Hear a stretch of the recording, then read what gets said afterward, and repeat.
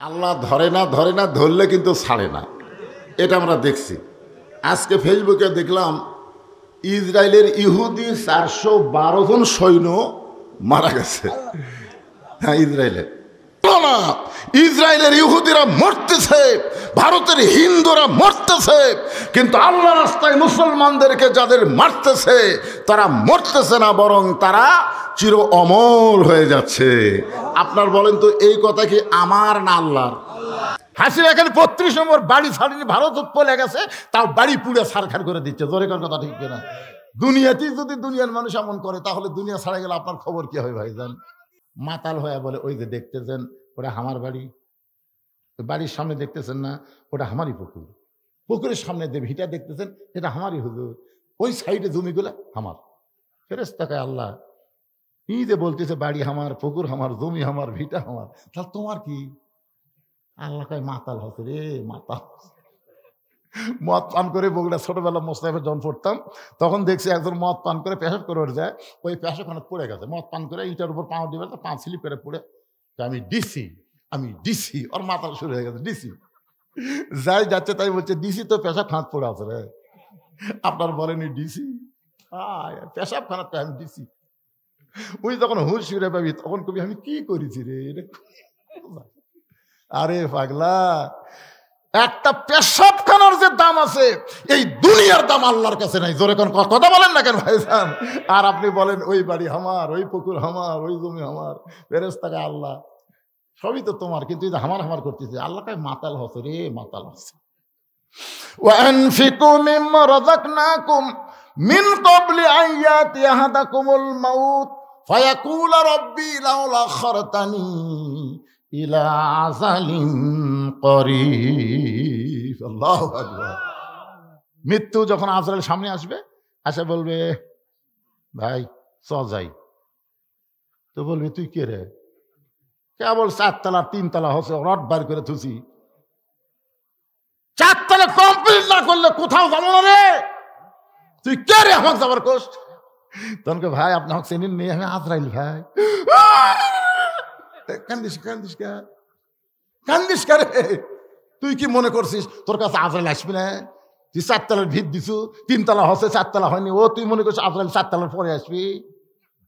ভাই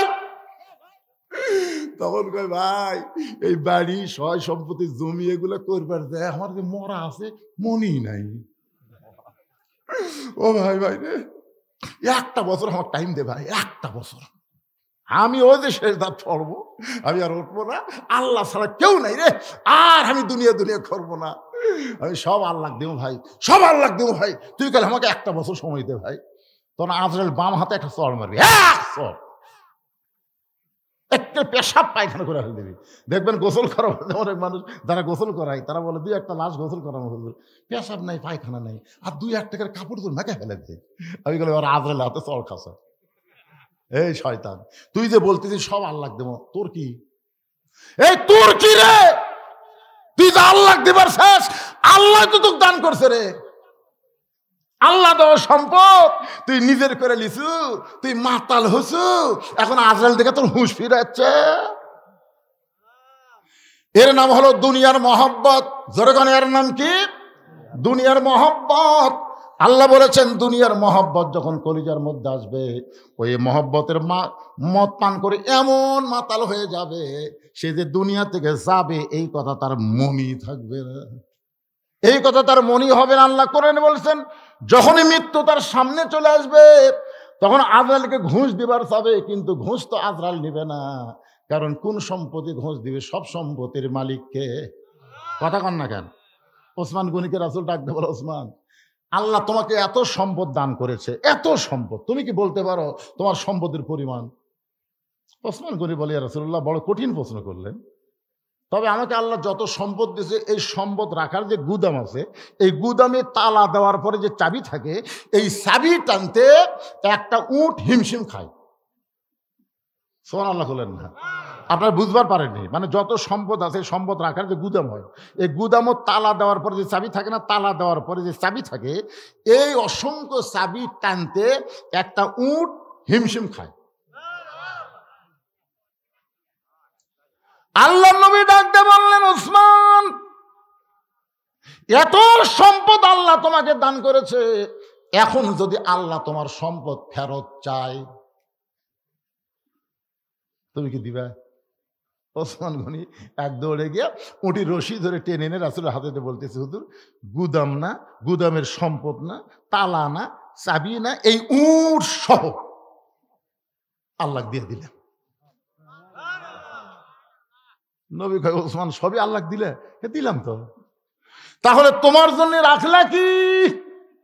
ওসমান গনি বলে, ইয়া রাসূলুল্লাহ, আমার ডান পাশে হলো লা ইলাহা ইল্লাল্লাহ আর বাম পাশে মুহাম্মদ রাসূলুল্লাহ, আল্লাহ ছাড়া আমার আর কিছু দরকার না।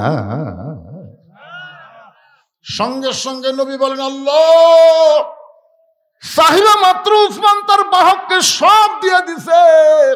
ওসমান নিজের জন্য আল্লাহ নবী ছাড়ার কিছুই রাখেন নাই। আল্লাহ গো, ওসমান পরীক্ষার রেজাল্ট কি হলো? আল্লাহ বলেন, হাবিব, আমার গানি ডিগ্রি, আল্লাহু গানিয়ুন ওয়া আনতুমুল ফুকারা, আমি আল্লাহ যে ধনী গানি, আমার গানি ডিগ্রিটা আমি আমার ওসমানকে দিয়া দিলাম। লিল্লাহি তাকবীর। এই ওসমান গনির ওয়াজকে আপনাদের বিশ্বাস হলো? এটা কি বিশ্বাস হলো?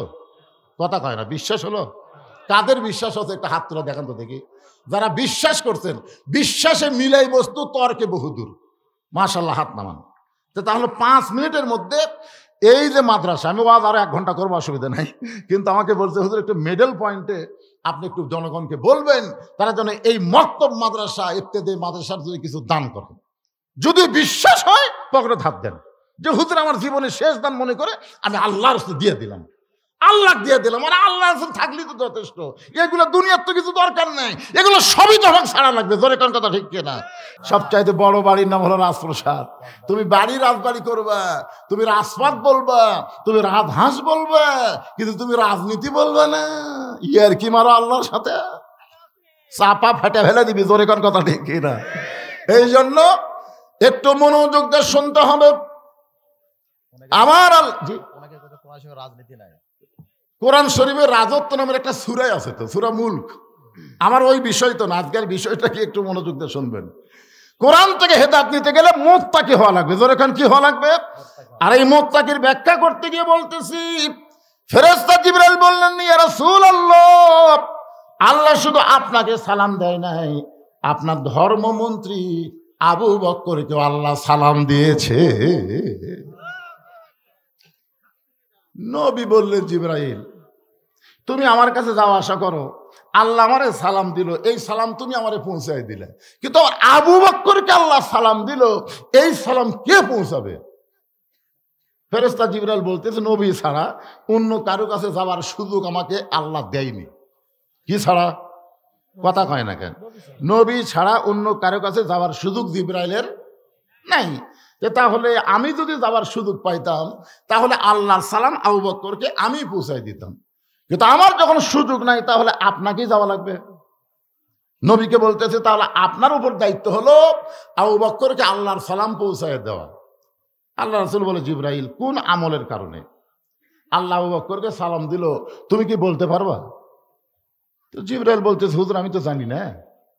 রাসূল বলে, আমিও তো জানি না রে, কোন আমলের কারণে আল্লাহ ধর্মমন্ত্রী আবু বকরকে সালাম দিলেন এটা নবীও জানে না, জিবরাইলও জানে না। জানে কে? আরো জোরে।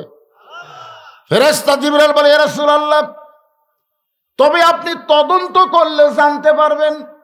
আপনি যদি আপনার ধর্মমন্ত্রীকে একটু তদন্ত করেন, কোন আমলের কারণে আবু বকরকে আল্লাহ সালাম দিল, একটু তদন্ত করে দেখেন তো। দুনিয়ার সবাই যখন ঘুমায় গেছে, এমন সময় আল্লাহর নবী চুপি চুপি আবু বকরের ঘরের দরজার কাছে দাঁড়ানো মাত্রই ঘরের ভিতর থেকে ছোট বাচ্চার মতন ফোঁফানো কান্নার আওয়াজ আসতেছে। নবী কান ফলায় শোনে, ঘরের ভিতর থেকে ছোট বাচ্চা যখন রাগ করে ফোঁফায়, ফোঁফানো কান্নার মতন আওয়াজ আসতেছে। আবু বকর কান্নার শব্দ শুনে নবী থমকে গিয়ে বলেন, আল্লাহ, যেই মানুষটা দুনিয়ার 1 নম্বর জান্নাতি। জোরে কান সুবহানাল্লাহ। আপনারা বলেন তো সবাই জান্নাতি, কিন্তু আবু বকরের নম্বর কত? 1 নম্বর। জোরে কান কয় নম্বর? 1 নম্বর। রাসূল 10 জনের নাম্বার বলার পরে আর নম্বর বলেন, নবী যখন চুপ করে আছে তখন আল্লাহ তাআলা বললেন রাদিয়াল্লাহু আনহুম অরাদু আন যালিকা লিমান খাশিয়া রাব্বাহ। যে এরকম নম্বর কয়ে কি হবে, এই জন্যে আল্লাহ তাআলা আয়াত নাযিল করে বললেন, ওগো নবী, আপনার সাহাবীদের পিছনে যাদের পিছনে রাদিয়াল্লাহু তাআলা আনহু শব্দ আছে, আমি আল্লাহ তাদের সবাইকেই বিনা হিসাবে জান্নাত দিয়ে দিলাম। আপনারা সুবহানাল্লাহ বলেন। ফেরেশতা জিবরাইল এসে সালাম দিয়ে বলে, রাসূলুল্লাহ, আল্লাহ তাআলা আপনার উম্মতের মধ্যে ৭০,০০০ উম্মতকে বিনা হিসাবে জান্নাত দিবে। নবী সুবহানাল্লাহ কয়নি, আপনারা তো ভালোই মারতেছেন। তো জিবরাইল বলে, ইয়া রাসূলুল্লাহ, আল্লাহ খুশি হয়ে আপনার উম্মতের ৭০,০০০কে বিনা হিসাবে জান্নাত দিবে, আপনি সুবহানাল্লাহ কন না কেন? রাসূল বলে, আমার সাহাবী এখন আছে ১০০ লক্ষ। এখন ১০০ লক্ষ সাহাবী আমার আছে, দুনিয়াতেই আছে, তাহলে ৭০,০০০ দিলে বাদ থাকে কত? আল্লাহ রাসূল বললেন, উমর তুমি কি বলো? উমরকে আপনিও জাহমতাই, নেতা যেমন কর্মীও তেমন। সুবহানাল্লাহ। আল্লাহ রাসূল বলে, জিবরাইল ফেরত যা। আল্লাহ ফেরত যা, আমিও মানে নিবার পারিনি, আমার কর্মী উমরও মানে নিবার পারিনি, যা। ফেরেশতা জিবরাইল কই, ইয়া রাসূল আল্লাহ, আপনার নবীও খুশি না, তার উম্মতও খুশি না, কি দিলেন? আল্লাহ বলে, জিবরাইল আমি তো লেখা ফেলা দিছি, কলম লেখা ফেলা দিছি, আর তো পরিবর্তন করার সুযোগ নাই। তবে নবীর কাছে গিয়া বলো, প্রত্যেক ৭০,০০০-এর এক একজন করে ৭০,০০০কে সঙ্গে নিয়ে বিনা হিসাবে জান্নাতে চলে যাবে। এখন ক্যালকুলেটর হিসাব করলে দেখা যায় যে আমাকেও আল্লাহ যাবার সুযোগ দিবার পারে। ধরে কোন কথা ঠিক কিনা? আসুক আসুক আসুক। প্রধান অতিথির আগমন, শুভেচ্ছায় স্বাগতম। লিল্লাহে তাকবীর, আল্লাহু আকবার। প্রধান অতিথিকে আমরা বরণ করে নিচ্ছি, সময় মতো ইনশাআল্লাহ তাকে অবশ্যই মাইক দেওয়া হবে, ফ্লোর দেওয়া হবে, কোনো টেনশন। আপনার বসেন তো এই দরজা খাড়ায় থাকার জন্য, দরজা খাড়া হওয়ার জন্য। আপনার বলেন তো দরজা কি জন্য রাখে, খাড়া হওয়ার জন্য না ঢোকার জন্য? তো এইভাবে পাঁচের মতন খাড়া থাকলে তো হবে না। ঢোকেন, বসেন। আর আপনাদের বলেছি জমে জমে বসা লাগবে, আপনাদের ইচ্ছাই। বিবেকের আদালতে আমি বিচার দিয়েছি, আপনার সামনে কোনো ফাঁকা না রেখে একটু জমে জমে সামনে চেপে চেপে বসেন। আলহামদুলিল্লাহ।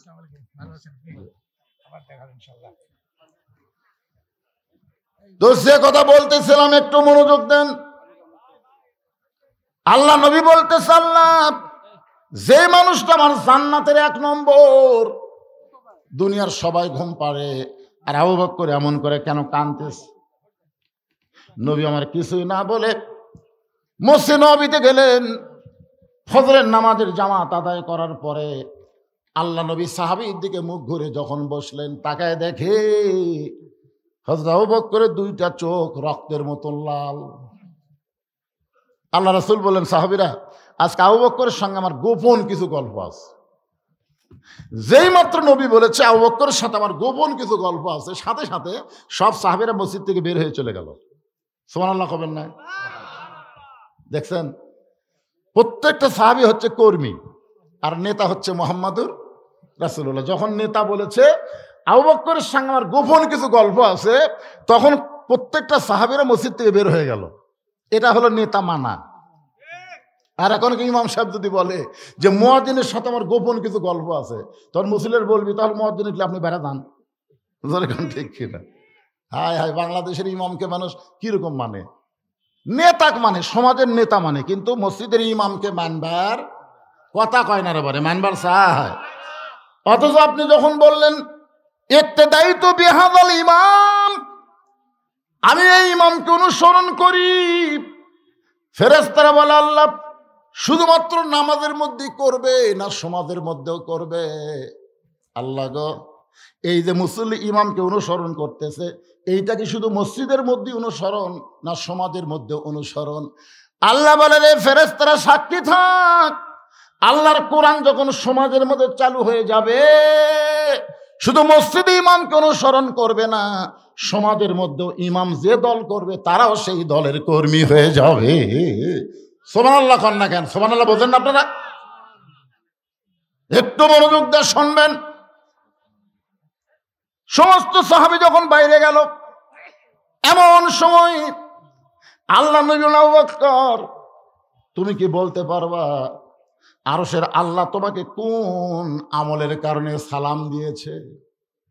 তুমি কি বলতে পারবা যে আরশের আল্লাহ কোন আমলের কারণে তোমাকে সালাম দিল? এ কথা শোনা মাত্রে আবু বকর একেবারে শরীর কাঁপতে কাঁপতে পড়ে গেল। আল্লাহ আমাকে সালাম দিছে, আমার মতন অধমকে আল্লাহ সালাম দিছে। আমাকে এমপি সালাম দিলে আমরা খুশিতে 10 জন কই, বলেন না আইরা আমাকে এমপি সালাম দিছে রে। আমি এমপি ইলেকশনে যারা যাবে, চেয়ারম্যান ইলেকশনে যারা যাবে, তাদেরকে বলবো আপনার ভোটের আগে যেমন সালাম দেন, ভোটের পরে খালি একই সালাম ধরে থাকবেন। আপনার গম দেওয়া লাগবে না, টাকা দেওয়া লাগবে না, খালি সালাম দেওয়ার কারণে যতদিন বাঁচবেন ততদিন আপনাকে আল্লাহ নেতা বানাবে। জোরে কর কথা ঠিক কিনা? জনগণ কিছুই চায় না, তো চায় একটা নেতার ভালো ব্যবহার। জোরে কর কথা ঠিক কিনা? জনগণ কি চায়? এই কতগুলো স্যামসের অত্যাচারে নেতার কাছে ভোটের পরে আর যাওয়া যায় না। জোরে কর কথা ঠিক কিনা? এই রে স্যামসের সব মনে হয় ওরাই নেতা তুলিছে, ভোট না তুলে নেতা কেমন উঠবে? হ্যাঁ, এই জন্য সালাম ভোটের আগে যেমন হবে, ভোটের পরে তেমন সালাম থাকবে। একটা মানুষের অন্তরকে জয় করতে গেলে সালামের চাইতে বড় উপহার আর কিছুই নাই। ধরে কার কথা ঠিক কিনা ভাইজান? আবু বকর কান্দে আর বলে, রাসূলুল্লাহ কোন আমলের কারণে আল্লাহ আমারে সালাম দিয়েছে আমি বলতে পারবো না। নবী বলে, জিবরাইলও জানি না, আমিও জানি না, তুমিও জানো না, কিন্তু তদন্ত করে আমি জানতে পারলাম সবাই যখন ঘুমায়া ছিল তখন তুমি কেন এমন কান্না করলে? চুম করছে, ওরে বাবা রে, ধরা পড়ছে। কি ধরা পড়ছে বুঝেন? আল্লাহ রাসূল বললেন, সাহাবীরা, তোমাদের মধ্যে এমন কতগুলো সাহাবী আছে যারা গভীর রাত্রে চুরি করে। সাহাবীরা কয়, হুজুর চুরি করে গভীর রাত্রে? ওমর ফারুক বসে থাকে পারল না, তারা বলে, হুজুর আইন মন্ত্রী। ধরে কি মন্ত্রী? নবী যখন রাষ্ট্রপতি ছিল, ওমর ফারুক ছিল আইন মন্ত্রী। হুজুর কারা কারা চুরি করে খেলাম নাম কোন তো? আল্লাহ রাসূল বলে, তুমিও করো। যেই কইছে তুমিও করো, ওমর চট করে বসে বলতেছে, ইয়া রাসূলুল্লাহ কি চুরি? বলে, ঘুম চুরি করে যারা তাহাজ্জুদের নামাজে দাঁড়াও, এরা হলো সবচাইতে বড় চোর। সবাই যখন ঘুমায় যায় তখন আল্লাহর সঙ্গে নিজের অস্তিত্ব বিলীন করে দিয়ে আল্লাহর সাথে ওয়াসজুদ ওয়া তারিফ আল্লাহর নিকটে পৌঁছে যায়। জোরে করো সুবহানাল্লাহ। এরকম চুরি করা ভালো না খারাপ? আবু বকর চুম করছে, ওরে বাবা রে।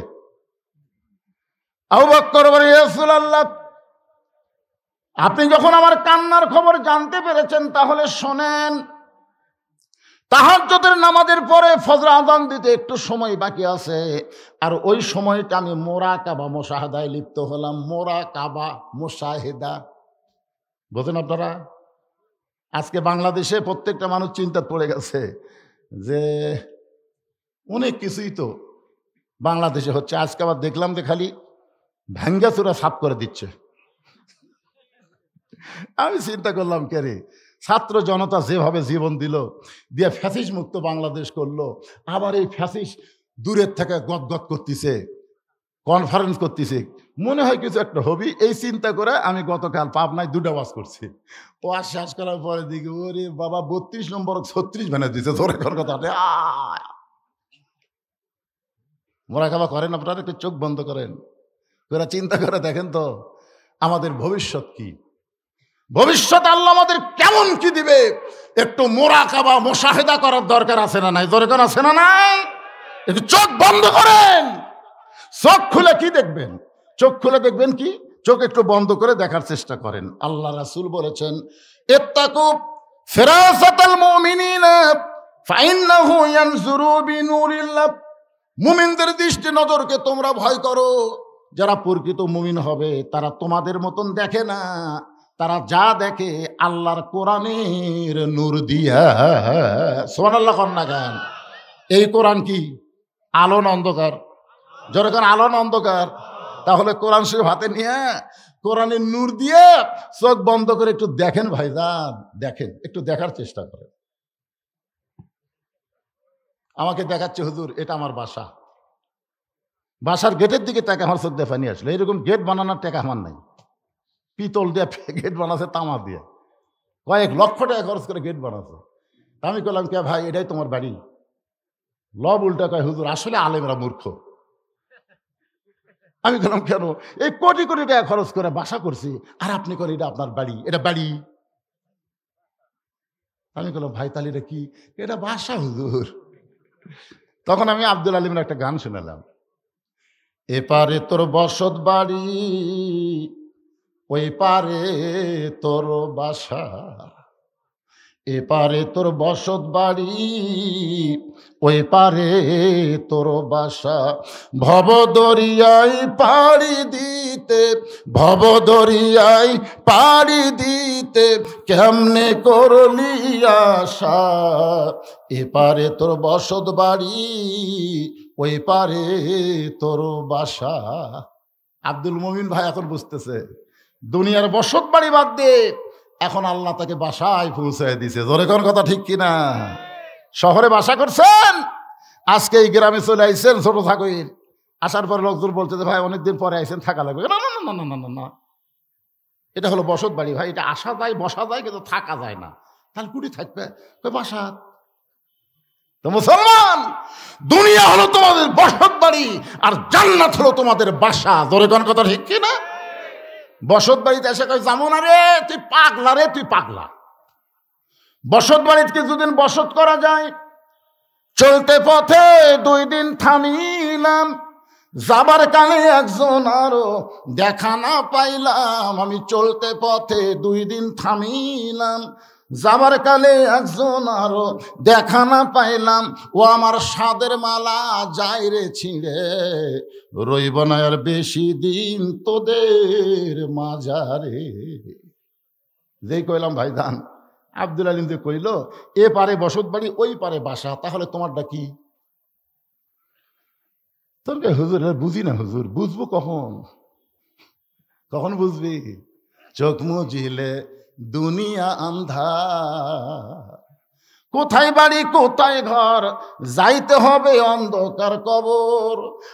আবু বকর বলে রাসূলুল্লাহ, সবাই যখন ঘুমিয়ে গেছে এমন সময় মুরাকাবার হালত আমি দেখতে পাই। আমার আল্লাহ ডাক দেয়া বলে, আজকে সবাইকে আমি জান্নাত দিয়ে দিলাম, শুধু একজনকে আমি জাহান্নাম দিব।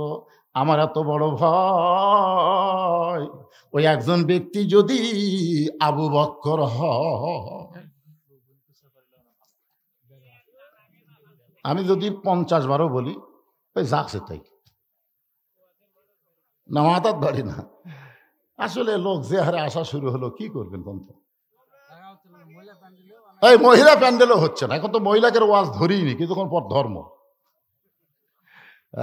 মায়েরা খালি সেই অনেকদিন থেকে শোনেনি, তো আজকে শোনার জন্য চলে এসেছে। মাশাআল্লাহ, মেয়েদের জন্য খুবই ভালো আজকের মাহফিল, কারণ সন্ধ্যার সময় এর কোনো সমস্যা হয় না, দিনের বেলা আলো ভালো হয়।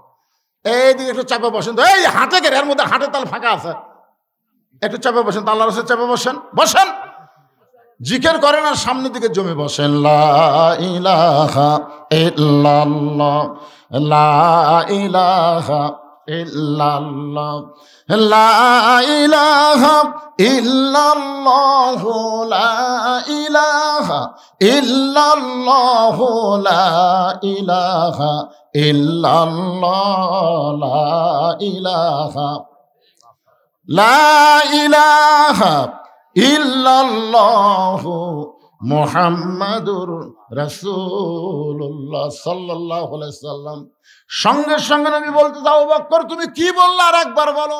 আবু বকর বলে, রাসূলুল্লাহ মুরাকাবার হালত আমি দেখতে পাই, হাসরের ময়দানে আল্লাহ তাআলা ঘোষণা করে দিল আমি সবাইকে জান্নাত দিয়ে দিলাম, কিন্তু একটা ব্যক্তিকে আমি জাহান্নাম দেব। আমার এত বড় ভয়, ওই একটা ব্যক্তি যদি আবু বকর হয়।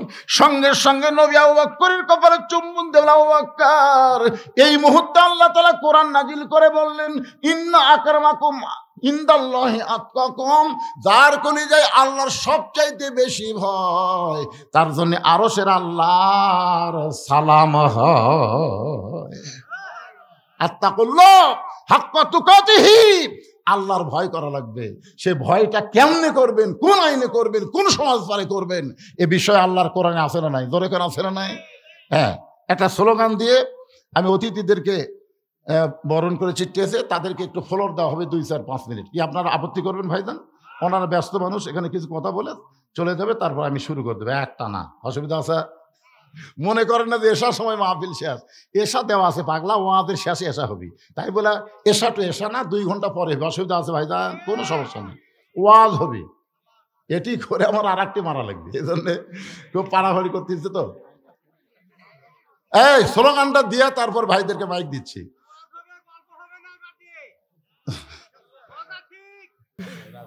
হ্যাঁ হায় রে মাশাআল্লাহ। ব্যাগলা কোথায়? ব্যাগ পাটি কোথায় রে? ভিতরে ব্যাগলা যান।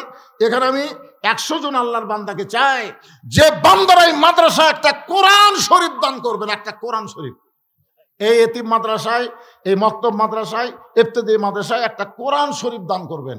এখানে কোরআন বাজার থেকে কিনে এনে দেওয়া লাগবে না, আপনি 200 টাকা দিবেন, একটা কোরআন দানের সওয়াব আল্লাহ আপনার আমল নামায় দিয়ে দিবে। মাত্র 200 টাকা দিবেন। হুজুর আমি আল্লাহর কোরআনের জন্য 200 টাকা দিলাম, আমি 10টা কোরআন 1000 টাকা দিলাম, আমি 5টা কোরআন 1000 টাকা দিলাম, আমি 10টা কোরআন 2000 টাকা দিলাম, এরকম নিয়ত করে আল্লাহর বান্দারা বলা মাত্র আল্লাহ তোমার একজন পাগল। কোরআন শরীফ বাবদ 200 টাকা দান করে দিল, আল্লাহ দানকে কবুল কর। অনেকে হাত তুলেছে, ভাইজান হাত তুলে থাকলে হবে না, একটু কষ্ট করে টাকা নিয়ে এখানে আসা লাগবে। একটু চলে আসেন। একটা কোরআন, একজনও গেটের দিকে যাবেন না। এখন টাকা চাইছি, গেটের দিকে নামাজ পড়ার জন্য যাচ্ছেন। আল্লাহ কয় তোর নামাজ আমি লাগতে দিয়ে ফেলে তোমরা, তুই কি নামাজি? ও দান করলে আখিরাতের প্রতি বিশ্বাস বাড়ি নিয়ে তুমি যতই দান ফাঁকি দাও, আখিরাতের বিশ্বাস আল্লাহ তোমার কলিজাকে ছেড়ে নিবে। যা পারেন 10, 20, 50 ব্যাগের মধ্যে দেন, 5 মিনিটের মধ্যে আদায় কমপ্লিট করে আমি আবার ওয়াজে ফেরত আসতেছি। ভাইজান আসেন, আল্লাহর বান্দা কোরআন শরীফ বাবদ মাত্র 200 টাকা চাইছি। আল্লাহ তোমার একজন বান্দা কোরআন বাবদ 200 টাকা, আর একজন কোরআন শরীফ বাবদ 200 টাকা দান করছে। সবচাইতে বড় দান নবীর মাদ্রাসায় একটা কোরআন, ইবতিদায়ী মাদ্রাসায় একটা কোরআন বাবদ 200 টাকা দান করবেন। আমি দোয়া করে দিব, ছোট্ট বাচ্চা 200 টাকা দান করছে, আল্লাহ কবুল করেন, আল্লাহুম্মা আমিন। দেন না সবাই দেন, 100টা মানুষ 200 করে টাকা দিলে কি হয়? দেন আল্লাহর হস্তে। ছোট ঝাঁকর বড় ঝাঁকর যত ঝাঁকর আছে সব ঝাঁকরের লোক চলে আসেন দান করার সময়। এটাকে হাজারি দিছে না, 400 মানে 2টা কোরআন বাবদ 400 দোয়া হবে। যারা দেশে আছেন আপনাদের জন্য প্রাণ খুলে দোয়া হবে। সবাই দেন, সবাই দেন, আল্লাহর হস্তে দান করেন। জি ও ফোরকানিয়া মাদ্রাসা প্লাস্টার করা লাগবে। আরে নিজের বাড়ি প্লাস্টার হলো, টাইলস হলো, আর নবীর ঘর এতিম অবস্থায় পড়ে আছে। আল্লাহ নবীর মহব্বতে একটা বস্তা সিমেন্ট দিবেন যে হুজুর এই মাদ্রাসার মাজা প্লাস্টার করার জন্য আমি একটা বস্তা 2টা বস্তা সিমেন্ট দেব। এরকম একজন বান্দা হাত তুলে দেখান। এই মাদ্রাসা কিয়ামত পর্যন্ত থাকবে, কিন্তু আপনি থাকতে পারবেন না। আপনার এই দানটা আপনার জন্য সদকায়ে জারিয়া হয়ে যাবে। ছোট্ট বাচ্চার হাতে কত আছে? 200 টাকা দান করছে, মাশাআল্লাহ। 200 টাকা কোরআন শরীফ বাবদ দান করলো। আল্লাহ ছোট্ট বাচ্চার দানকে আল্লাহ আপনি কবুল করেন। জোরে বলে আল্লাহুম্মা আমিন। আলহাজ আরশ হাজী সাহেব, আরশ নামে আরশ, মাশাআল্লাহ। মানিস্তাওয়া আলাল আরশ, আল্লাহ আরশে অধিষ্ঠিত আছে। একটা মানুষের নাম আরশ, মানুষের নাম অসীম। মানুষের নাম অসীম মানে কি? সীমাহীন, যার কোনো সীমা নাই। মানুষের নাম রব্বি, মানুষের নাম গোলাম রসুল। এগুলো নাম রাখা সম্পূর্ণ হারাম। সম্পূর্ণ কি কথা বলে না কেন? গোলাম রব্বানি রাখা যাবে, কিন্তু গোলাম রসুল রাখা যাবে না। গোলাম রাব্বি রাখা যাবে, কিন্তু শুধু রাব্বি রাখা যাবে না। রাব্বি মানে কি? আমার রব। এই জন্য আরশ নাম রাখা যাবে না। আজকে মন চালার একটা রেখে দিলেন, কয় হুজুর আমার এক মেয়ে হয়েছে, আমি মেয়ের নাম রাখছি তুকার জীবন।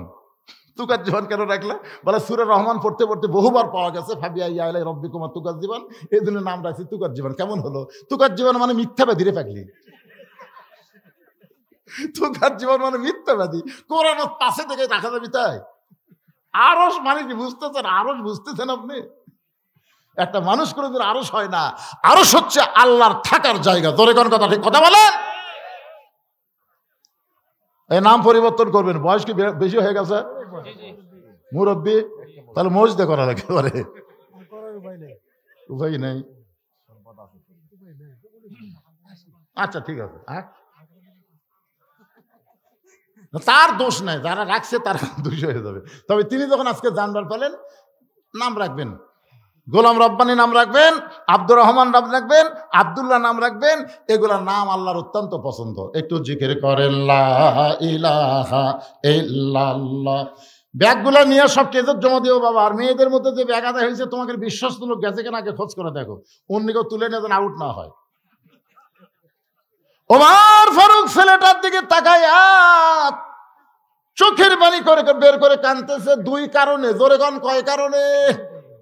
এক নম্বর কারণ হলো মাতাল হওয়ার কারণে সে আমাকে সালাম দেওয়ার পরে কি বলছে, ওয়ালাইকুম সালাম, আপনি কে ভাই? আর দুই নম্বর কারণ হলো সন্তান যখন বাবা বাবা বলে ডাকে, ওই ডাকটা বাবার কলিজার মধ্যে মহব্বত যোগায়। আপনাকে বাবা করে ডাকলে ভালো লাগে না? এজরকম ডাকলে ভালো লাগে না? তো ছেলে আজকে প্রায় 1 মাস হলে বাবার সামনে দেওয়া যায়, বাবা বলে কথা কয় না। এরকম ছেলে আসে না নাই? এজরকম আসে না নাই? অনেক ছেলে আগে এত ভালো ছিল, বাবা বাবা মা মা বলে মুখের মধ্যে ফ্যানটা তুলতো। এখন সেই ছেলেটা বাবার সামনে সালামও দেয় না, কথাও কয় না, মার দিকে একবারও তাকায় না। আপনি বলেন তো, আপনার এই ভালো ছেলেটা এত খারাপ হওয়ার পিছনে কারণ কি? খারাপ হওয়ার পিছনে হলো আপনার বেটার বউ। ধরে কোন কার বউ? কথা কয় না কেন? বেটার বউ বোঝেন না? আয় হায়, এত অভিনয় জানে বুঝলেন? আপনি আইসে কেবল শুইছেন ফ্যান দিয়ে, বউ দৌড়ে এসে ফ্যান অফ করে তাল ভাঙাতে বাতাস করে। স্বামী কয় কে গো, কারেন্ট গেল নাকি? না, অফ করে দিলাম। অফ করে দিলাম। ওই ফ্যান যদি আপনাকে বাতাস দেয় তাহলে আমি জান্নাতে কেমনে যাই? আল্লাহ রাসূল বলেছেন স্বামীর খেদমত করলে বউকে আল্লাহ জান্নাত দেয়। তাহলে আপনার খেদমত কেমনি করবো? এজন্য ফ্যান বন্ধ করে বাতাস শুরু করলাম। আয় আয় রে, স্বামী কয় আল্লাহ, এটা বউ কে রে, ফ্যান বন্ধ করে তাল বাগান বাতাস করে। এর কিছুক্ষণ পরে এরকম কপালে চুল টানতেছে, ভুরু টানতেছে, মজাই লাগতেছে। স্বামী কাল চোখ বন্ধ করে ওই গাল টানে, কপাল টানে, পায়ের বুড়া আঙ্গুল ফুটায় দেয়। এক তো খেদমত। তুমি আমার স্বামী, তোমার পায়ের তলে আমার জান্নাত। নাউজুবিল্লাহ। খান স্বামীর পায়ের তলে জান্নাত না, শুধু একজনের পায়ের তলে জান্নাত, সেটা হলো মা। যেরকম সেটাকে মায়ের পায়ের তলে জান্নাত। কিন্তু আল্লাহ রাসূল বলেছেন আল্লাহর পরে কাউকে যদি সেজদা দেওয়ার হুকুম থাকতো তাহলে প্রত্যেকটা নারীকে বলা হতো তোমার স্বামীর পায়ে সেজদা করো। কিন্তু আল্লাহ ছাড়া কাউকে সেজদা করার হুকুম নাই। এই কথা দ্বারা রাসূল বুঝাইলেন মেয়ে মানুষের কাছে আল্লাহর পরই সবচাইতে দামি হলো তার স্বামী। জোরে কোন কথা ঠিক কিনা? কিছুক্ষণ পরে বউ কাঁদতেছে, পাকা হাঁকায় আর কান্দে, করে কান্দে। স্বামী কয় কে গো, কি হলো? পাকা হাঁকাচ্ছে, কপাল টিপতেছে, কান্দো কেন? বলবো না, বলবো না, এমনি। বাবার জন্য দোয়া চাই। 1000 টাকা দান করেছে আব্দুল খালেক, 5টা কোরআন শরীফ বাবদ। আল্লাহ দানকে কবুল করে বাবার কবরকে জান্নাতের টুকরা বানায় দেন। জোরে কান আমিন। আচ্ছা ঠিক আছে, মেজে চলতেছে, দেরি করে। তো এখন স্বামী বলতেছে কি ব্যাপার, কান্দো কেন? বউ কয় বলবো না, বলবো না। এই কয়ের পাকা হাঁকাই আর স্বামীর কপাল টিপতেছে। স্বামী কয় কে গো, তোমার কি দুঃখ, তুমি কান্দো কেন, বলো। বউ কয় না, বলে লাভ কি? স্বামী কয় বলে লাভ কি মানে? বলে দেখো তো লাভ হবি না মানে? বউ বলতেছে তুমি যদি বলবার সুযোগ দাও তাহলে বলতে পারি। স্বামী কয় ঠিক আছে, বলার সুযোগ দিলাম। বলতেছে কি আর হবে কও, তুমি যখন চাকরি করবার গেছো, তুমি যখন ব্যবসা করবার যাও, তুমি যখন খেতে খামারে কাজকাম করবার যাও, তখন তোমার এই বুড়া বাপ আর বুড়ি মা আমার কলজা জেলে ফেলে দিছে। এই বুড়ার বুড়ি এতই ফ্যাস ফ্যাস করে, এই বাপ মায়ের বিরুদ্ধে ওয়াজ করতেছে আর পাকা খাচ্ছে। এখন তুমি যদি বাপ মায়ের সাথে থাকবার চাও তাহলে আল্লাহ রস্তে আমাকে বাপের বাড়িতে পাঠিয়ে দাও, আল্লাহ রস্তে। আর যদি আমাকে নিয়ে জান্নাতে সংসার করবার চাও তাহলে বুড়া বুড়ির বাদ দেওয়া লাগবে, অমা আলাইনা ইল্লাল বালাক। এখন তুমি কোনটা আমল করবে আমাকে কও। এমন কথা শোনার পরে যারা প্রকৃত স্বামী হবে তাদের কাছে তাকওয়া তাকুল্লাহ, ভয় কার? আরো জোরে বলেন ভয় কার? আল্লাহর ভয় যদি কলিজার মধ্যে থাকে, আল্লাহর কোরআন সামনে এসে বলবে ওয়াকাদা রাব্বুকা আল্লা তা'বুদু ইল্লা ইয়াহু ওয়া বিল ওয়ালিদাইনি ইহসানা। আল্লাহর ইবাদতের পরে তোমাদের 2 নম্বর দায়িত্ব হলো বাপ মার প্রতি ইহসান করা, দয়া করা, ভক্তি করা। কোন সন্তান যদি বউ ছাড়া দেয় আবার বিয়ে করবার পারবে, বউ যদি মরে যায় আবার বিয়ে করবার পারবে, কিন্তু বাপ মা যদি মারা যায় কিয়ামত পর্যন্ত কাঁদলে কিন্তু আর বাপ মাকে পাওয়া যাবে না। তো যেটা যেটা চলে গেলে পাওয়া যায় না সেটা হলো বাপ মা। আর বউ যদি ছাড়া দেয় মরে দেয় পাওয়া যাবে না, এ কথা কান পাওয়া যাবে না। তা আপনারা কোনটার পক্ষে থাকবেন, যেটা পাওয়া যায় সেটা না যেটা পাওয়া যায় না? আপনাদের মনে হয় বাপ মা মরেনি বারে? স্বামী এখন আল্লাহর কোরআনকে সামনে পায় লাভ দিয়ে উঠছে, ওঠ ওঠ ফাঁকা থাক। বউ কয় তুমি কি হলো, গরম হলে কে? গরম হওয়ার কারণ হলো তুই কি ব্যাগ তোর টোপলা সব গোছাচ্ছ নাকি? তুই বউকে এই কথা কেন বলতেছেন? বলে ব্যাগটা সব গুছালে তো 3 তালাকের গাড়ি করে বাপের বাড়িতে পেরে দেবো। 3 চাকার গাড়ি লয়, 3 তালাকের গাড়ি। কেরে পাগলি, তুই মরে গেলে তোকে ছেড়ে দিলে বইয়ের অভাব নাই, আর যে বাপ মায়ের বিরুদ্ধে বললি মারা গেলে কিয়ামত পর্যন্ত কাঁদলে আমি পাবো না। দরকার হলে তোকে ছেড়ে দেবো, কিন্তু বাপ মার বিরুদ্ধচারণ করব না। সঙ্গে সঙ্গে বউ দৌড়েছে, পাও ধরে বলতেছে আমি আসলে আপনাকে পরীক্ষা করলাম, আপনি আসলে আল্লাহর ওলি। সুবহানাল্লাহ। আজকে মায়েরা বুঝতেছে হুজুর কোন জায়গাত মার দিল, তোর এখন কথা ঠিক না? এরকম মা আছে না নাই? নিজের বাপ, নিজের মা, নিজের বোন, নিজের ভাই যখন আসে ওই পাগলি হয়ে তাদেরকে সমাদর করে। আর শ্বশুর জামাই, স্বামীর বাপ, স্বামীর মা, স্বামীর বোন যদি আসে তখন খালি খ্যাপ খ্যাপ করে, জোরে কোন কথা ঠিক কথা কন না কেন? আমি পারি না, আমি পারি না, আমার মাজার বেদনা রে। ও রে বাবা রে, কি মনে করতেছেন? আমার নিজের চোখে দেখা জিনিস বাজান। শ্বশুর সোমবারে আসবে, আমার বউ কয় আমার বাপ দেশি মুরগি ভালোবাসে, ইলিশ মাছ ভালোবাসে, পত্তা মাছ ভালোবাসে, ট্যাংরা মাছ ঠিক আছে রে, আর কোয়া লাগবে না। সব যখন এনে দিলাম, সকাল থেকে পাক শুরু হয়ে গেছে। দুপুরবেলা শ্বশুর এসে খাবার পারতেছে না, 15 আইটেম। আমি দূর থেকে দেখতেছি, আমার বউ খালি বলতেছে আর এক টুকরা খান আব্বা, আর এক টুকরা খান। শ্বশুর কয় এই জন্যই তো আসবার চাই না, এই এত খাওয়া যায়? আমি দূর থেকে দেখে আর মনে মনে হাসি, আল্লাহ মেয়ে তার বাবাকে কত ভালোবাসে। কারণ আমাকেও আল্লাহ 3টা মেয়ে দিছে, মেয়েরা কিন্তু মায়ের চাইতে বাবাকে বেশি ভালোবাসে। ধরে কোন ঠিক না? আর আপনি সেই মেয়েকে ফাঁকি দিয়ে বেটাকে সব সম্পত্তি দিলেন। কিন্তু কয়েকদিন পর আমার বাবার সামনে এক থালি বিস্কুট দিছে। আমি দূর থেকে দেখতেছি বাবা বিস্কুট খায় আর খালি মুখের মধ্যে লোক দেয়। বিস্কুট খায়, মুখের মধ্যে লোক দেয়। কাছে এসে সালাম দেয়, আসসালাম আব্বা কেমন? তুই কি ভালো বিস্কুট জীবনে পাস না? যতবার আসি তোর বাড়ি তোর বই এক থালি বিস্কুট দেয়, আমার দাঁতের সাথে খালি লাগে যায়। তখন আমি একটা বিস্কুট দিয়ে মুখত দিয়ে দেখি ভাই বিস্কুট ড্যাম হয়ে গেছে আজ থেকে 1 মাস আগে। যে বিস্কুট পিঁপড়া খায় না, আশকাল পোকা ধরে না, সেই বিস্কুট আমার বাপক দিয়েছে। তাহলে ওর বাপের সামনে 15 আইটেমের তরকারি, আর আমার বাপের সামনে ড্যাম বিস্কুট। তার মানে এমন সময় আল্লাহর কোরআন আমাকে বলতেছে আল্লাযী খালাকাল মাউতা ওয়াল হায়াতা লিয়াবলুয়াকুম আইয়ুকুম আহসানু আমালা। মাওলানা আজকে তোর তাকওয়ার পরীক্ষা হবে। আজকে আত্তাকুল্লাহ আমি আল্লাহ দেখতে চাই তুই কি সত্যি আল্লাহরে ভয় করিস। যে বাবা তোরে না খাইয়ে লেখাপড়া করাইলো, যে বাবা মাটির বিছনার থেকে তোরে খাট বানায় দিল, বাবার মতন আপন বন্ধু নাই রে দুনিয়ায়। বাবার মতন আপন বন্ধু নাই রে দুনিয়ায়। নিজে না খাইয়া বাবা, নিজে না খাইয়া বাবা সন্তানকে খাওয়ায়। বাবার মতন আপন বন্ধু নাই রে দুনিয়ায়। এই যে পরীক্ষা করা হবে, লিয়াবলুয়াকুম আইয়ুকুম আহসানু আমালা, তোমার সুন্দর আমলের পরীক্ষা হবে মুত্তাকি। আস্তে আস্তে ঘরে গেলাম। ঘরে যাওয়ার পরে চিন্তা করি বউ তো বাইরে আছে, ঘরে বউকে আনার বুদ্ধি কি? বাপ বসে বিস্কুট খাচ্ছে।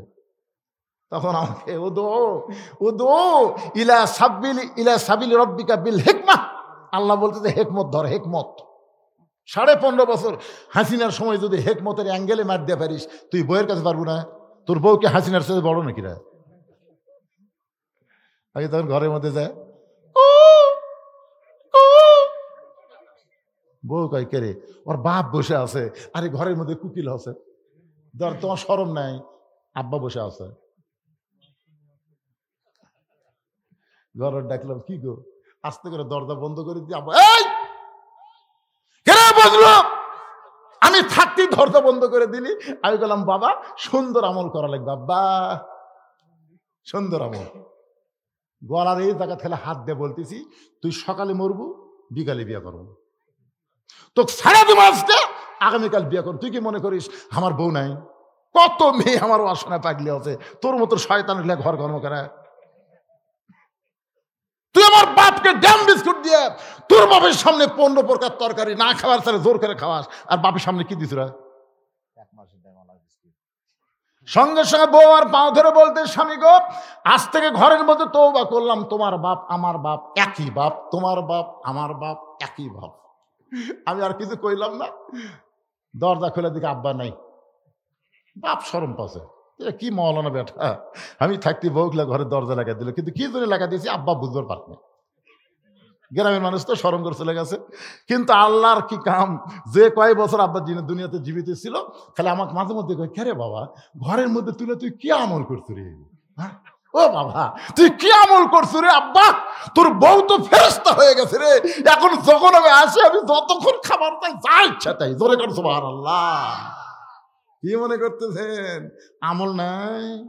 জাগা মতো মার দেওয়া লাগবে, জাগা মতো।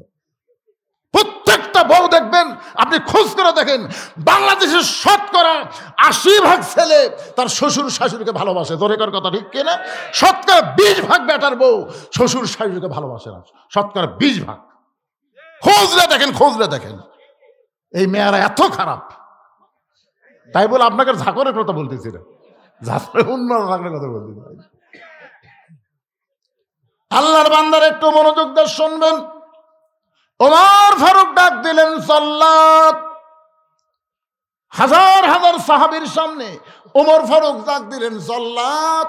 জাল্লাত এসে বলতেছে, আমির আল মুমিনিন, আমারে ডাকলেন কেন? ওমর ফারুক বলে, জাল্লাত, আমার আবু শামা মদ পান করেছে। মদ পান করার কারণে আল্লাহর আইন হলো তাকে 80টা বেত্রাঘাত করা লাগবে।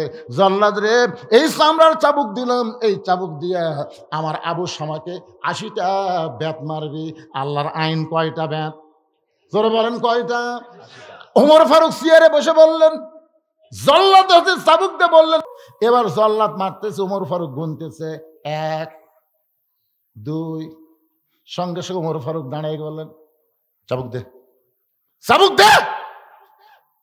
কেরে, তোরে চাবুক মারার হুকুম দিলাম, তুই 80টা বেত মারবি। তুই সত্যি করে বলতো, কার খেয়ালে আমার ছেলেকে বেত মারতেছিস? আল্লাহর খেয়ালে না আমার খেয়ালে?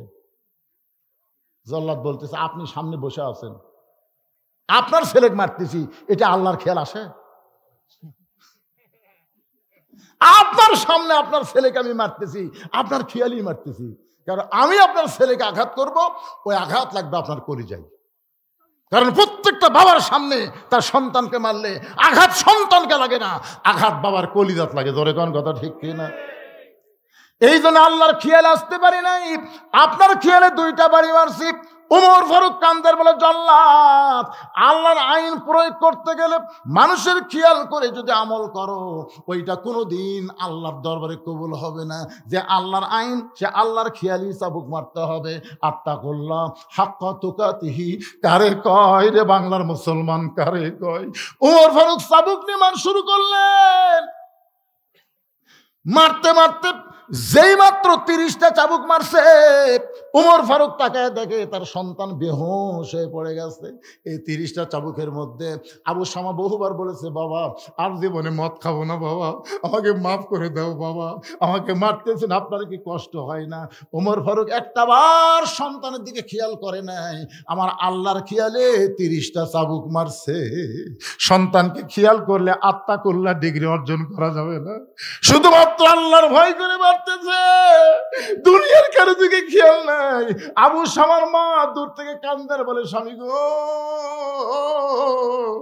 আমার সন্তান তওবা করবে, আমার সন্তান আর কোনদিন মদ পান করবে না। একটাবার আমার সন্তানকে ছাইড়া দেন। নিজের বইয়ের দিকে খেয়াল নাই, নিজের সন্তানের দিকে খেয়াল নাই। 30টা চাবুক মারার পরে যখন ওমর ফারুক বুঝতে পারে সন্তানের জবান থেকে কান্নার কোনো শব্দ আসতেছে না, তাকায় দেখে বেহুশ হয়ে আছে। আর বেহুশ অবস্থা অবস্থায় মারলে তো হবে না, হুঁশ অবস্থায় মারা লাগবে। ওমর ফারুক বলে, এক গিলাস ঠান্ডা পানি নিয়ে আসো। একজন সাহাবী দৌড়ে গিয়ে এক গিলাস ঠান্ডা পানি নিয়ে ওমর ফারুকের হাতে দিলেন। ওমর ফারুক গিলাসের পানি, সবাই মনে করতো সন্তানকে পান করাবে, কিন্তু ওমর ফারুক নিজে চেয়ারে বসে ওই পানিটা পান করলেন আর বললেন, দুর্বল হয়ে দৌড়া মারলে দৌড়ার হক আদায় হবে না। আমি 30টা চাবুক মারতে মারতে দুর্বল হয়ে গেছি, এই কারণে পানি পান করে আবার সবল হয়ে গেলাম। সামান্য পানি গিলাসের তলায় ছিল, ওই পানিটা হাতের তালুর মধ্যে নিয়ে আবু শামার দিকে ভাবে সেটাই দিলেন। আবু শামা যখন হোঁশটা ফিরে পাইছে, ওমর ফারুক আবার চাবুক মারা শুরু করলেন। যেই 50 চাবুক মারছে, সমস্ত সাহাবীরা চিল্লায় বলে, আমির আল মুমিনিন, আর মারবেন না, আর মারবেন না, আবু শামা মারা গেছে। ওমর ফারুক চাবিটা চাবুকটা মাটিতে রাইখা আস্তে করে হাঁটু গেড়ে বসে আবু শামার কপালে চুমা দিলেন।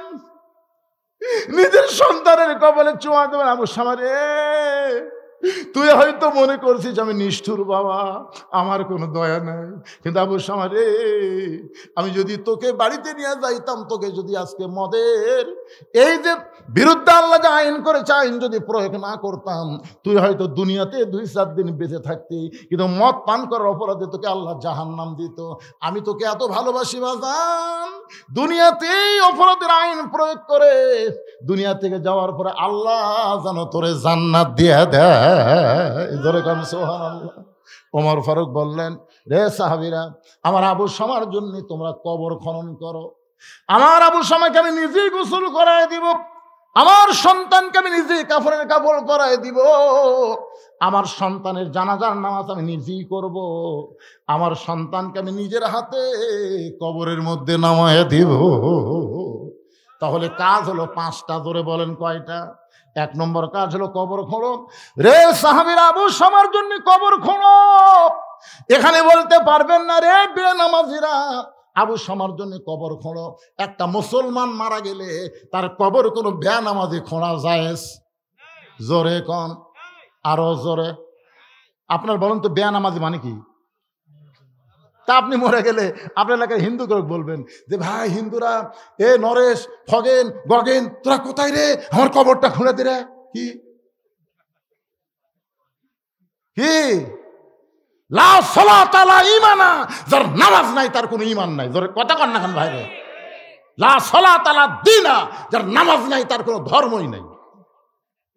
একটা মুসলমান মারা গেল আর ওরা 5 জন যায় বলতে যে, ভাই আমরা কবর খুঁড়ি, কিন্তু 5 প্যাকেট সিগারেট লাগবে। আয় হায়, 5 জন 5 প্যাকেট সিগারেট দিছে। ওরা কোদাল কান্দ দিলে বাড়ির থেকে সিগারেট টানা শুরু করছে, বাড়ির থেকে। গরস্থানে যে 5 জন খালি টানতেছে, আর একজন খালি বলতেছে, এই দাগ, এ দাগ দে, দাগ দে। যাই দাগ দেয় উঁয়ো টানে, যাই কোদাল মারে উঁয়ো টানে, যাই মাটি তুলতেছে উঁয়ো টানে, যাই সমান করে উঁয়ো টানে। 5টা যদি একবারে টান মারে, গোরস্থানের খবর কি কন্ত? একটা ফেরেস্তা গোরস্থান দেয়, সব রাস্তাত খাড়াই আছে। আল্লাহকে কেড়ে ফেরেস্তা রাস্তাত কেন? যে হারে টানতেছে, আল্লাহ দুর্গন্ধে দাবার পারতেছি না। এমনকি জানেন, এই কবর খুঁড়তে খুঁড়তে যারা বিড়ি খায়, সিগারেট খায়, ওরা নাই, কিন্তু ওর লুঙ্গি আছে, ওর পাঞ্জাবি আছে। আপনি খালি লাকত ধরবেন, বুঝে ধরবেন, পারবেন না ভাই, বুঝে পারবেন না, বুঝে কিন্তু ধরবেন যে, কি রে, এটা তো বিড়ি খোরের সাথ রে।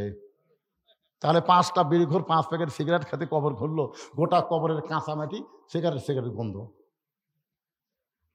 কবর দিয়া তখন চলে গেছে, বুঝলেন? তখন মুনকির নাকির সব চুল ধরে তুলি, তখন কয়, কে ভাই, কে রে আপনি? মুনকির নাকির রে। তো মুনকির নাকির প্রশ্ন করবেন, আমাকে এভাবে তুলে ধমক, এই শয়তান, প্রশ্ন পরে, আগে তুই বল কবর খুললো কে? তোর খবর ঘুরি থেকে গোটা কবর খালি বিড়ি বিড়ি গন্ধায়। আপনার বলেন তো, ফেরেস্তার দুর্গন্ধ সহ্য করবার পারে? কথা কন না কেন রে ভাইরে? তাহলে কোন বেনামাজি বিড়িখোর আপনার কবর খুঁড়তে দেওয়া যাবে না। তো ভালোই বলেন, খুঁড়বি কে? আপনার কবর আপনি খুঁড়বেন? মাশাআল্লাহ। আল্লাহর বান্দার একটু মনোযোগ দিয়ে শুনবেন। আপনাদের গ্রামের সামনে কাতারে যারা নামাজ পড়ে, তাদেরকে কবর খননের জন্য অনুরোধ করবেন। যদি অনুরোধ না মানে, তাদেরকে হাদিয়া দিয়ে দিয়ে কবর খনন করে নেবেন। কিন্তু খবরদার বেনামাজি বিড়িখোর এদেরকে দিয়ে কবর খনন করলে আপনি কবরে যাওয়ার পর থেকে আযাব শুরু হয়ে যাবে। কারণ ফেরেশতারা দুর্গন্ধে রাগ করবি না, খুশি হবি? কথা কন না কেন? রাগ করবে না, খুশি হবে? আল্লাহ আযাব দেওয়ার জন্য ফেরেশতা পাঠাবে। আবার কবরকে জান্নাতের বাগান বানায় দিয়ে আল্লাহ বলবেন, আল্লাহ তাখাফু ওয়া লা তাহজানু ওয়া আবশিরু বিল জান্নাতিল্লাতী কুনতুম তুআদুন।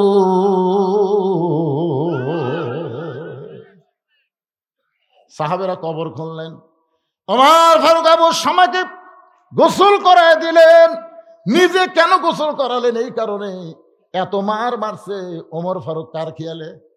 কথা কন না কেন? কার খেয়ালে?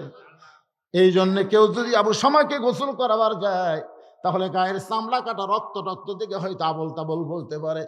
এই কারণে ওমর ফারুক নিজের সন্তানকে গোসল করায় দিয়া, নিজে কাফনের কাপড় পরায় দিয়া, নিজেই জানাজার ইমামতি করলে। ওই বাবা সবচাইতে বড় ভাগ্যবান যার সন্তান বাবার জানাজা পড়ায়।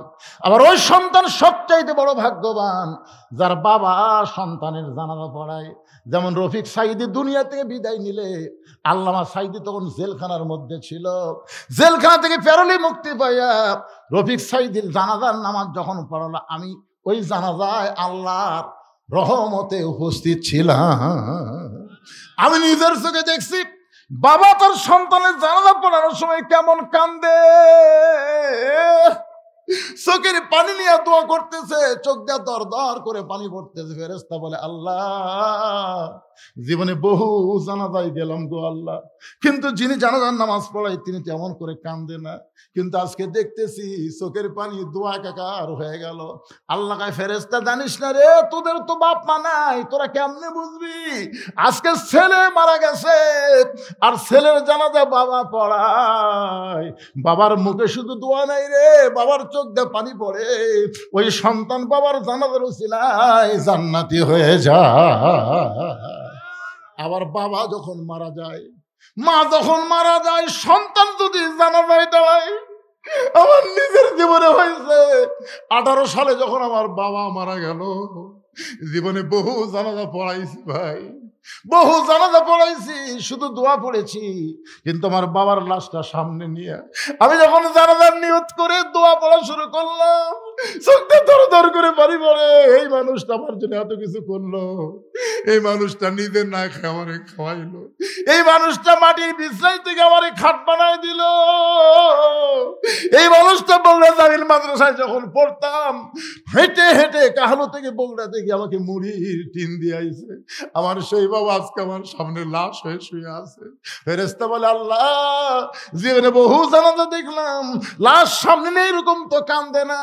আল্লাহ বলে, ফেরেশতার রে, তোদের তো বাপ মা নাই, সন্তান নাই, তোরা কেমনে বুঝবি? আজকে বাবা লাশ সন্তান জানাজা করে শুধু দোয়া নয় রে, চোখের পানি দিয়া কান্দে। এই সন্তানের দোয়ার চোখের পানির কারণে আল্লাহ বাপকে মাফ করে দিলা। আপনার সন্তানকে যদি এই ইবতিদায়ী মাদ্রাসায়, এই মক্তব মাদ্রাসায় ছোট্টবেলায় শিক্ষা দিবার পারেন, আর সন্তান যদি সুন্দর করে দোয়া দুরূদ গুলো শিখে, তাহলে প্রয়োজন আপনার সন্তান আপনার জানাজার নামাজ পড়াবার পারবে। জোরে কোন কথা ঠিক কি না? ওমর ফারুক জানাজার নামাজ পড়ানোর পরে এক দৌড়ে গিয়ে কবরে নামলেন। সাহাবীর আবু শামার লাশটা যখন কবরের মধ্যে নামায় দেয়, ওমর ফারুক কবরের মধ্যে আবু শামার ওই কাফনের কাপড় খুললেন, কাফনের কাপড় খুলে কপাল একটা চুমাতে বললেন, বেটা রে, তুই এত কান্দা কান্দিস বাবা, তুই তওবা করবি, তুই মদ খাবি না। বহু কথা বলে আমাকে মন নরম করবার চাইছিলি, কিন্তু আল্লাহর আইন, আত্তাকুল্লাহ হাক্কা তুকাতিহি ওয়ালা তামুতুন্না ইল্লা ওয়া আনতুম মুসলিমুন, শুধু মুসলমান হিসাবে কবরে রাখার জন্য আমি নিষ্ঠুর আচরণ করেছি বাবা, আমার উপর মন খারাপ করিস না।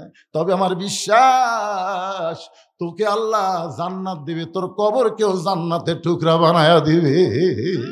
কবরে মাটি দেওয়ার পরে সবাই যখন কবর ছেড়ে চলে যায়, ওমর ফারুক কবর ছেড়ে যান না, সবাই দূরে চলে গিয়া চিন্তা করে, ওমর ফারুক হয়তো তার সন্তানের বিয়োগ ব্যথায় একটু আপসেট হয়ে কবরের পাশে দাঁড়ায় আছে। কিন্তু অবাক করে তাকায় দেখে কোমরের ভিতর থেকে চাবুক টেনে বের করে ওই কবরের উপর আবার 51 থেকে মার শুরু করলেন। যেই মাত্র 80 দৌড়া হয়ে গেছে, এমন সময় দৌড়া ফেলে দিয়ে চাবুক ফেলে দেবে, আল্লাহ আমার আবুর সবাইকে তুমি ধরবা না, 50টা মারতেই মারা গেছে, তাই বলে 30টা মার বাদ দেয়নি আল্লাহ, তার কবরের উপর 30টা বেত মারলাম। আমি বাবা হয়ে কান্দি, আমার আবু সামারে তুমি জান্নাত দিও। আল্লাহ বলতেছেন, মুমিনেরা আল্লাহর ভয় কলিজার মধ্যে রাখো, যথাযথ ভয় করো, মুসলমান না হয়ে মৃত্যুবরণ করো না। আর মুসলমান হয়ে মরতে গেলে মানুষের আইন মানুষের সমাজে সম্ভব নয়, একমাত্র আল্লাহর কোরআনের আইনে সম্ভব। জোরে কোন ঠিক কিনা? আল্লাহ পাক আমাদের সবাইকে কবুল করুক। সকলে বলি আল্লাহুম্মা আমিন। ইস্তিগফার ওয়া আস্তাগফিরুল্লাহ রাব্বি মিন কুল্লি জামবি ওয়া তুবু ইলাইহি, আস্তাগফিরুল্লাহ রাব্বি মিন কুল্লি জামবি ওয়া তুবু ইলাইহি, লা হাওলা ওয়া লা কুওয়াতা ইল্লা বিল্লাহিল আলিয়্যিল আযীম।